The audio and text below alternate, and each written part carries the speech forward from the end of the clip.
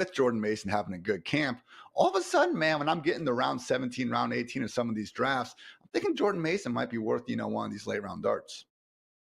100%. And I think it's funny, contrast the way that Kyle Shanahan is approaching this injury to his running backs to the way that Dennis Allen was talking about like his backup running back just a couple of weeks ago. But man, it'd be great if he was out there on the field, but you got to stay healthy in order to like. We're not hearing that from Kyle Shanahan. So it's just interesting how different coaches approach like similar injury news like for their backup players. But in either case, yeah, I think there's a chance that like while when Mitchell has been the one on the field, like he has been the one to at least give the 49ers that pop from a rushing perspective that they need. Jordan Mason has like been, at least from a explosive standpoint, like from an explosive rushing rate, like Mason has been the one to be a bit better in that regard.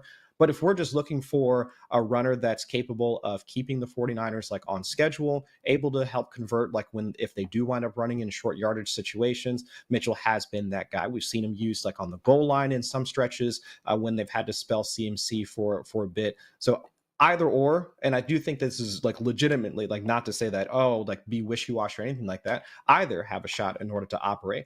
But I think that for either Mitchell or Jordan Mason specifically, like they don't operate in the passing game as much as CMC has. Like not Right. the most targets that Jordan Mason has gotten in a single season has been 14. Mitchell's like highest target share has been like 20. I mean that Mhm. like Christian McCaffrey did like all of that in like inside about 4 weeks. So Right. I like if we're just looking for a rushing, like a guy that can come in, gain a few yards on the ground, and then keep the 49ers on schedule, either capable of doing that. But if we're talking about the efficiency of the 49ers offense as a whole, I mean, CMC is the only one that can do that. And we all know that. And it really is that pass down role, which is why when I was doing my handcuff tiers a couple weeks ago, I didn't have Elijah Mitchell in the top two. Tier one was guys like Jalen Warren, who are already pretty much starting in your fantasy lineup anyway.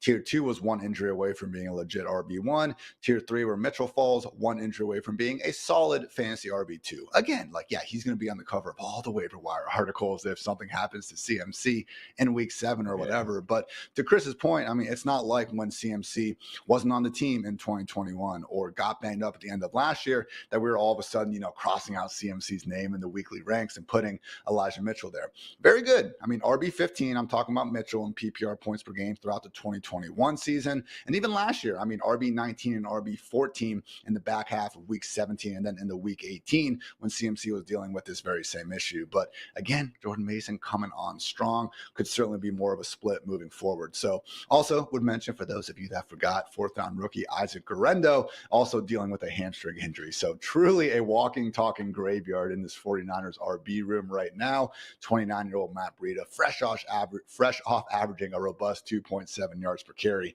Not sure he's going to be making a big impact. But you know what? We've seen weirder situations. This Seahawks have been one of these teams, Ravens, over the years, they kind of bring someone in off the streets. They're willing to give them a bigger role than we might expect. Something to monitor for sure as we get into the preseason. Last point on the 49ers, Chris, is Ricky Pearsall again